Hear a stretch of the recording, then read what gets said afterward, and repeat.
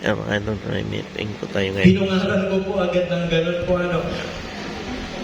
Anyway po, bago po ako mag-start, magpapasalamat po muna muli ako sa mga sumuporta po sa akin noong nakaraang halalan pambarangay po na nailuklok po ako bilang kauna-unahang barangay kagawad na nasa loob po ng subdivision.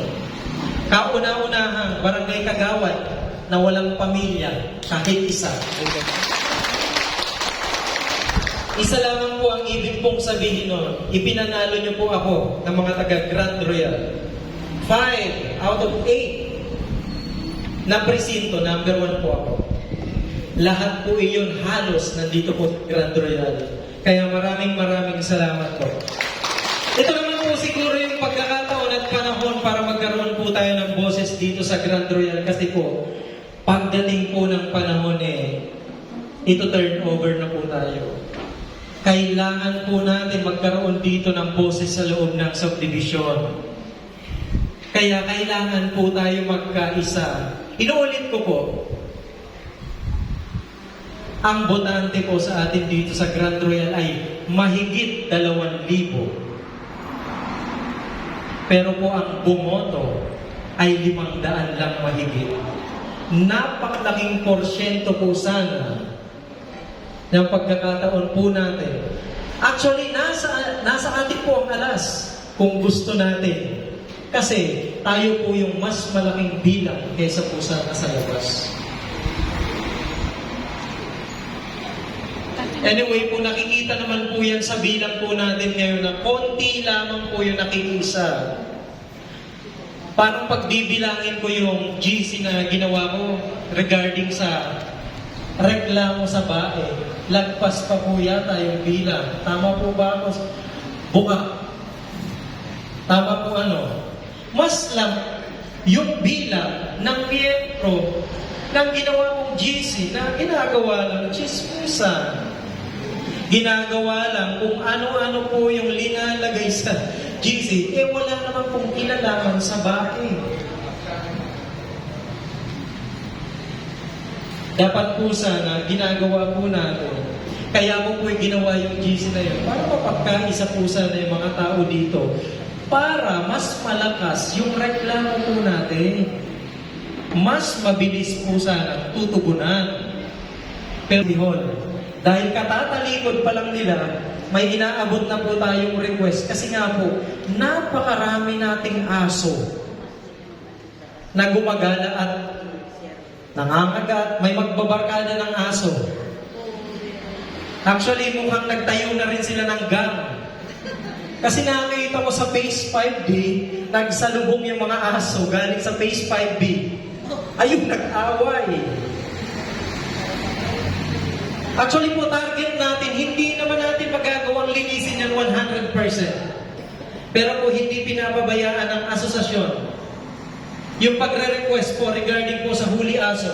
Meron po tayo ng March 30, April 12, April 18, October 24, November 3, November 21, December 8, at December 30. Tingnan nyo po, dati po kasi, 2 beses lang sa isang taon pinapayagan mag-request ang subdivision. Nagagalit pa po. Dahil 2 na daw request natin. Pero dahil nga sa nakita po nila na yung aso talaga sa atin delikado po talagang makakagat. Pero sana man po, kung sino man po yung nandito na may mga alagang aso,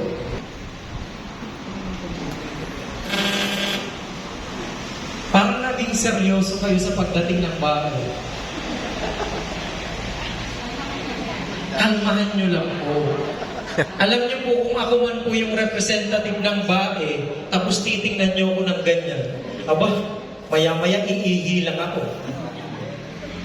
Mawawala na ako. Actually po, winarningan na namin si ma'am. Opo. Pero po, syempre, tayo naman po mga homeowners, kapag may gusto tayong baguhin at pwede naman po natin idaan sa pinakamabisang usapan. Hindi naman po natin pwedeng idaan sa kung anong bagay kasi hindi naman masusolusyon ang lahat ng idadaan po natin sa hindi magandang salita. Lahat naman po ay naidadaan sa maayos na usapan. Okay po, susunod po natin yung mga libreng check-up po sa mata. Actually, nagkaroon po na ano.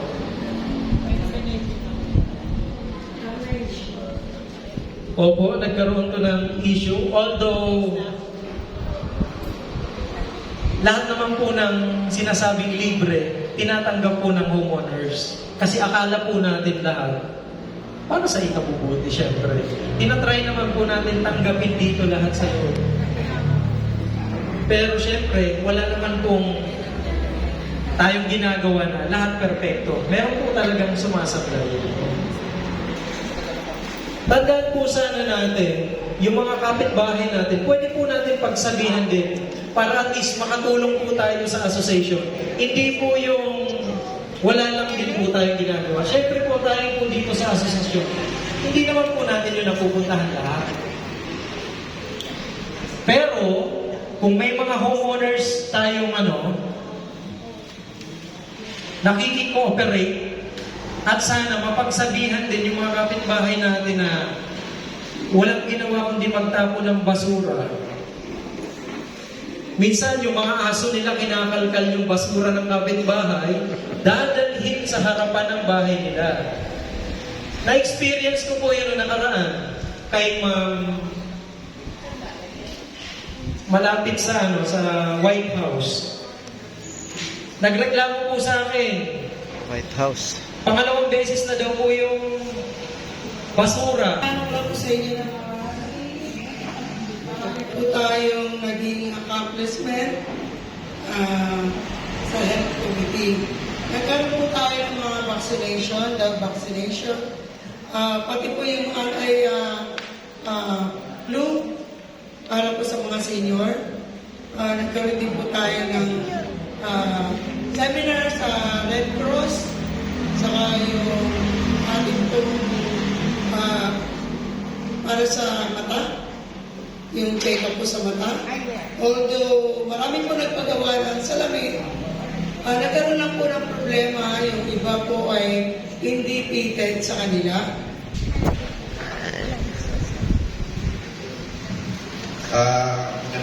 Magandang umaga po sa ating lahat. Ano mga? Ako po ay magpapakilala sa inyo bilang chairman ng ating Peace and Order, si Larry Colima, at ang aking vice chairman ng Peace and Order, si Ma'am Elenita Hoy, BOD, at ang ating mga martial, si Sir Valencia, and Laguna, and Efren de los Santos. Pasensya na po at tayo ay medyo kinapos na ng ating mga martial na volunteer. Although, nag-post po tayo na kung mayroon man magkano sa atin na mag-apply sana ng mas volunteer, medyo alam ko mga busy din kasi kung ang makukuha lang talaga natin is mga senior. Kasi mga busy talaga sila.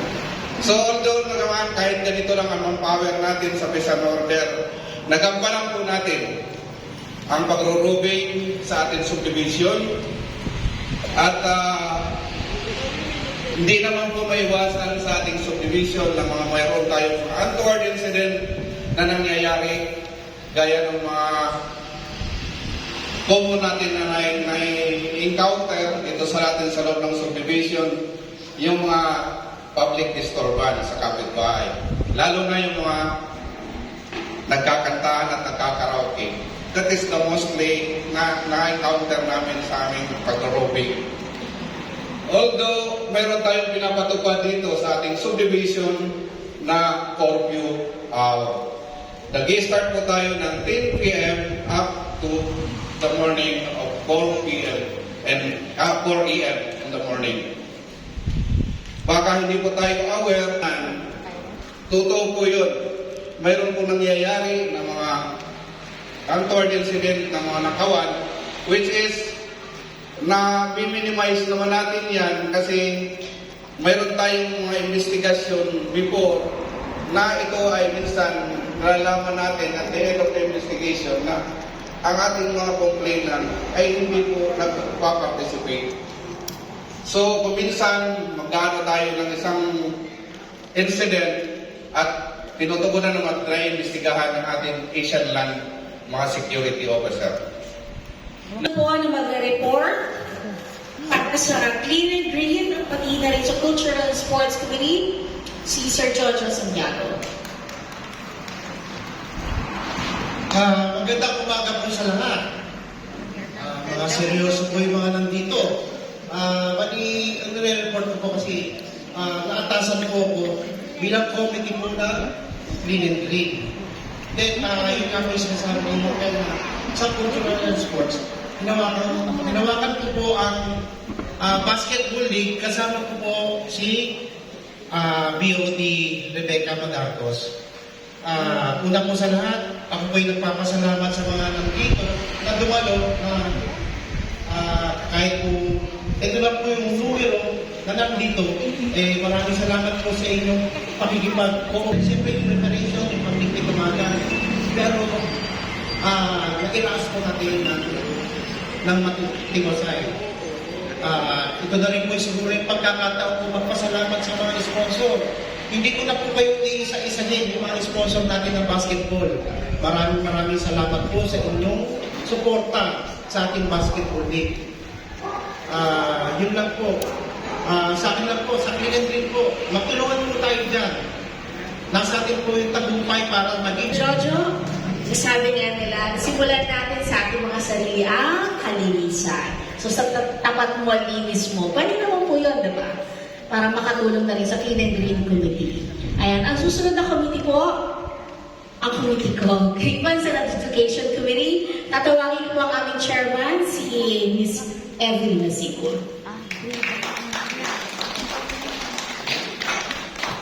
Thank you.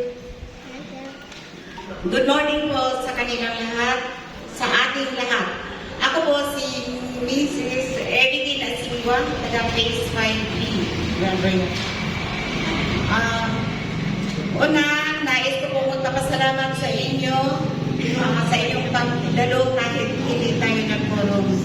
At sa ating mga BOD, sa ating Pangulo, sa mga visitors, mga kapwa members. Good morning. Una po, nais ko pong ipakilala din ang aming committee sa Grievance and Adjudication. Tatawagin ko po ang aming Vice Chairperson. Okay, absent po. Kasi pastor po siya.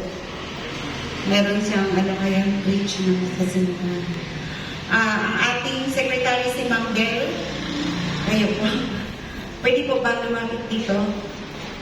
Siya po ang ating host.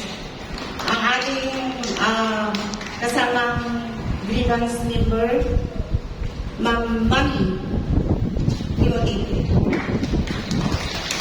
Lumapit po dito para makita po nila tayo. Ma'am Lucita Isais.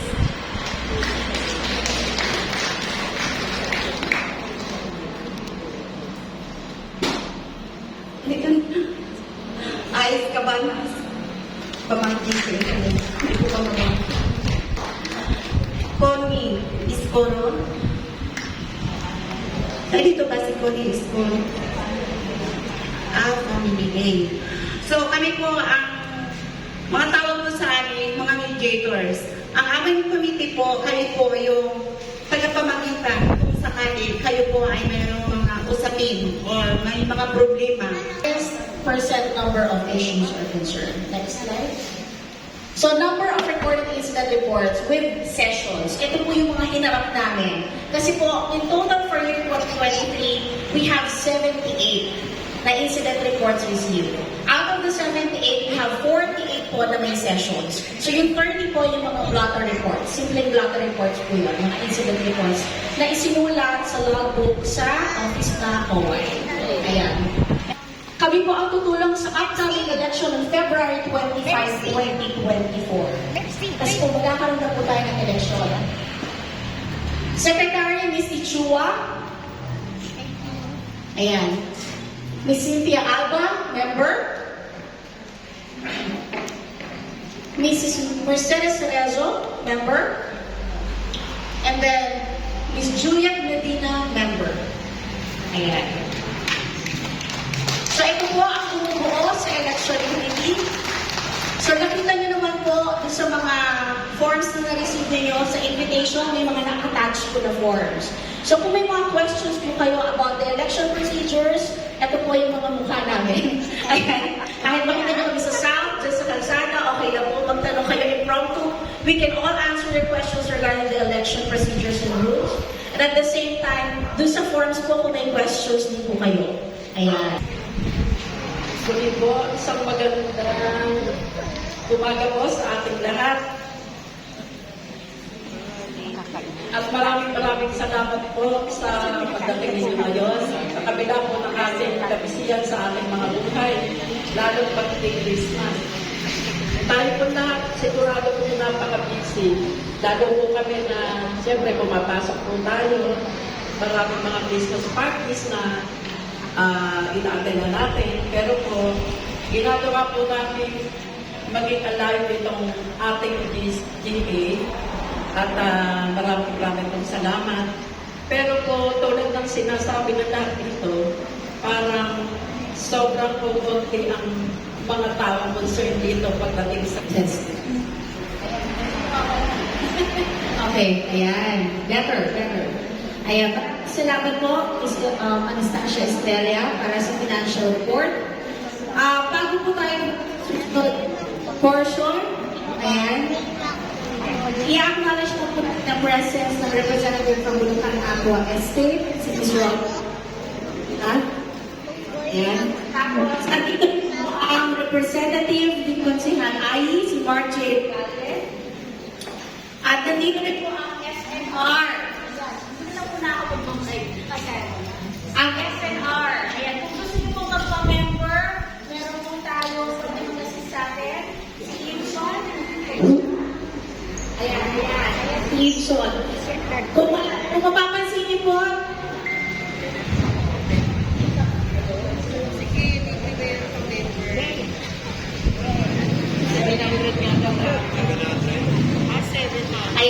ayan, better. Okay, so, yung pong SNR, malapit na po matapos yan. So, may Paradise Hotel, ayan, along MacArthur Highway. And then, just to acknowledge everybody's presence here. 85 po tayo na nandito ngayon. Maraming salamat po sa response sa atin. 85 people. Kayo po yun.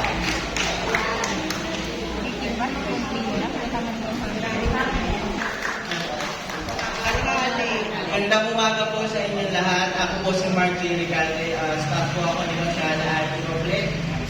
Pinadala niya po ako dito bilang representative niya sa pagkat hindi po siya makakadalo sa pagkat marami po talagang nagpatong-patong na schedule po ngayong araw. Pero pinaabot niya po yung suporta niya po sa Homeowners Association po, lalo na po kay Conspress Winston.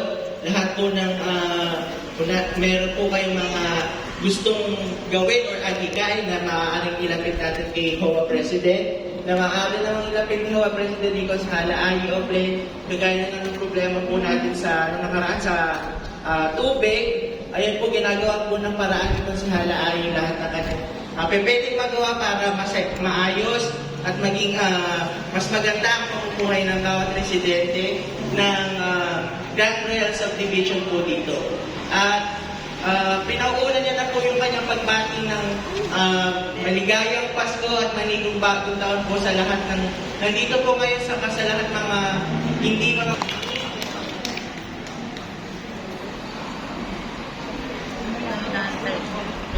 Yan, sa tubig. Deal ko sa tubig, 2 libo. Mayroong dark. Ano? Isang buwan?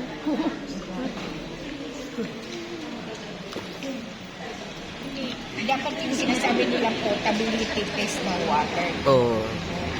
Dapat sila nila. Diba? Sa atin. Ba't ganun? Kung mag-project, mas na-appreciate po kasi natin yung presentation if meron po kaming ipapakita sa inyo. po, Representative Lee Oluho. Nandito po kami ngayon para po i-represent sa inyo yung halimbawa po nangangailangan tayo ng mga bundles sa bahay or mga bagong furnitures, meron po kami mga ino-offer na mga promotions like up to 36 months po. And then sa same interest po yun. And then meron din po tayong home credit sa all home and then Ayan. So, pwede pang umabot ngayong Christmas. If you have a smartphone, pwede. Araw po sa ating lahat. Ako po si Robbie Rosillas, Business Zone Manager po under Manila Water Handling Bulacan Aqua Estates. Kasama ko po ngayong morning pa naman po, pasensya na po, ay si Facility Manager po ng Bulacan Aqua Estates na si Ms. Clarice Valencia. Bibilisan na lang po namin quick service update lang naman po ito. Yan. Simulan po namin yung presentation namin para mas maintindihan and mas mag-grasp po ng lahat kung ano po yung current situation natin and yung situation po before. Actually, prior turnover po ni Bulacan Aqua Estates, as we all know, ang previous po nating service provider at si developer pa naman po. Mapakilala lang po, ako po si Clarice Valencia, Facility Manager po ng Bulacan Aqua Estate, also a resident of Grand Royal Subdivision. So, to give you an update po of the current situation,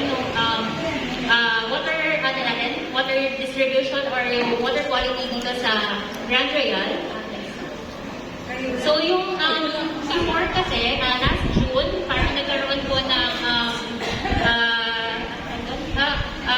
testing or yung parang joint sampling nung facilities namin. So, meron kasi kami, internally po, meron kaming sinusunod na standard. So, ito po yung mga pinagawa dito sa third column. So, under PNSTW, kung mapapansin nyo, passing naman po kami on the product side for TDS, fluorides lang talaga yung umabagsak. So, ano ba yung TDS or yung total dissolved solid? So, ito po yung kung papasimplihin, ito po yung parang mga dissolver yung hindi nyo nakikita with a naked eye or yung sa, basically sa mata. Ito po yung halo-halo. With the question and answer portion, so tatawagin ko ulit yung mga BODs natin dito sa harapan sa pangunguna ni President Winston Macandog. Ayan. So, kung may isa pa po tayong mic later on para po sa audience, sino po yung gustong mag-open ng floor for question? And yun na rin po yung mga update ng BAE. So, kung may tanong po kayo, huwag po kayong mahiya. Raise your hand o kaya lapit po kayo dito sa harapan. Ayan.